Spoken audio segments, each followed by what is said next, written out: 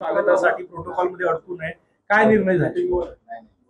माननीय मुख्यमंत्री देवेंद्र फडणवीस जी यांनी 4-5 एप्रिलच्या पुण्याच्या परिषदेमध्ये, महसूल परिषदेमध्ये आमच्या 6 विभागीय आयुक्तांना 6 वेगवेगळ्या विषयावर अभ्यास गट तयार करून आणि महसुली प्रशासनामध्ये काय बदल केले पाहिजे, जे जुने कायदे आहेत एमएलआरसी कोडमध्ये, जुने जे कायदे आहेत त्यामध्ये कालबाह्य झालेल्या कायद्यात काय बदल केले पाहिजे, डीपीसीच्या स्कीम मध्ये काय बदल झाले पाहिजे, मोठ्या प्रमाणावर शेतकऱ्यांची मोजणी होत नाही, स्टॅम्प ऍक्ट मध्ये काय बदल झाले पाहिजे, म्हणजे 2029चा विकसित महाराष्ट्र, 2035चा विकसित महाराष्ट्र आणि विकसित महाराष्ट्राकरता महसूल खात्याचं काम, याकरता दिशा देण्याकरता, याकरताचं व्हिजन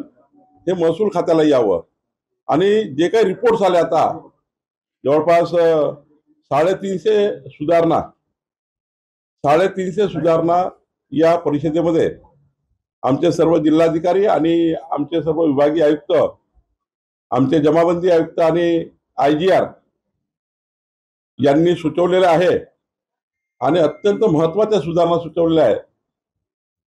या सर्व सुधारणा जर लागू केल्या तर महसूल विभाग हा देशातला क्रमांक 1चा विभाग महाराष्ट्राचा राहील.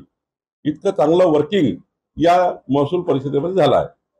शरद पवार यांनी सुरुवातीला ठाकरेंचा पक्ष फोडला असं मुख्यमंत्री देवेंद्र फडणवीस आपल्या खासगी मुलाखतीत म्हटले. वारंवार भाजपवर टीका होते पुढापुढीची, पण फडणवीसांनी पवारांवर नाही. माननीय मुख्यमंत्री देवेंद्र फडणवीसच्या मुलाखतीमध्ये जे सांगितलं गेलं, मला हे माहिती आहे की देवेंद्रजी कधीही कपोलकल्पित बोलत नाही किंवा बेजबाबदार बोलत नाही.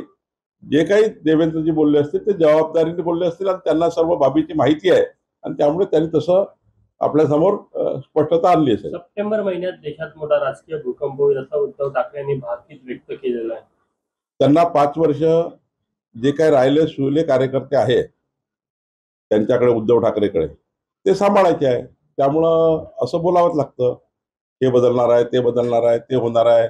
कार्यकर्त्यांना शेवटी जे काही पक्षप्रवेश चालू आहे, जे उद्धवजी तिकडले पक्षप्रवेश एकनाथजीकडे चालू आहे, काँग्रेसचे पक्षप्रवेश आमच्याकडे चालू आहे. या पार्ट्या जसं आपले हे राहुल गांधी मतदार यादी चुकली, बोगस मतदान, तो एक जो घेऊन बसले आहे, त्यांना वाटतं की हे मी चालवलं तर माझ्या पार्टीच्या लोक थांबून जातील, राहुल गांधी जे बोलतात ते खरं बोलतात आहे. आणि इकडे उद्धव ठाकरे साहेब तेच सांगतात आहे की बाबा हे बदलणार आहे, काही काळजी करू नका, कुठे जाऊ नका. त्यामुळे पार्टीच्या जे पार्टी तुटतं किंवा पार्टीतले लोक बाहेर जातात ते थांबवण्याकरता असं बोलावं लागतं. संजय राऊत म्हटले की मराठी भाषेवरून आम्ही हिंसाचार करणार, हे उघड हिंसाचाराचं समर्थन करणं किंवा हिंसाचार करणाऱ्याला चिथावणी देण्यासारखं वक्तव्य आहे. संजय राऊतांचं खूप सिरियस घ्यायचं नसतं. त्यांच्याकडे हिंसाचार करणारी वगैरे काही टीम नाही आहे. तो काळ गेला जेव्हा हिंदू हृदय सम्राट बाळासाहेब ठाकरेजी यांच्याकडे शिवसेना होती.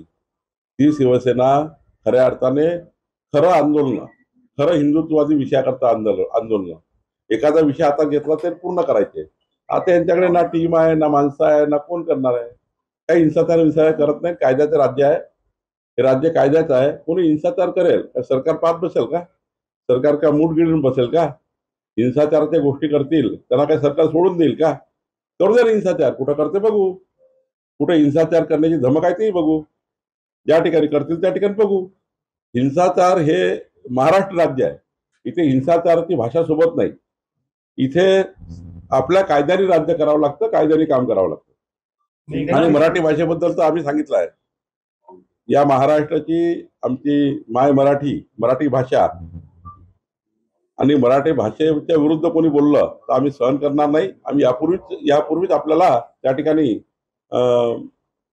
आपल्या सर्वांसमोर आम्ही आणलं आहे आणि वारंवार सांगतोय की मराठी भाषेला करता आमचं संपूर्ण जीवन आणि आमचं सरकार आणि आमचं सर्व पक्ष सुद्धा हा महाराष्ट्रातील मराठी भाषेकरता आहे. आणि मराठी भाषिका करता येईल. महाराष्ट्रातील ताज्या बातम्यांसाठी बघत रहा टाइम्स टुडे टीव्ही. सोबतच शेअर करा, सबस्क्राईब करा आणि बेल आयकॉन प्रेस करा.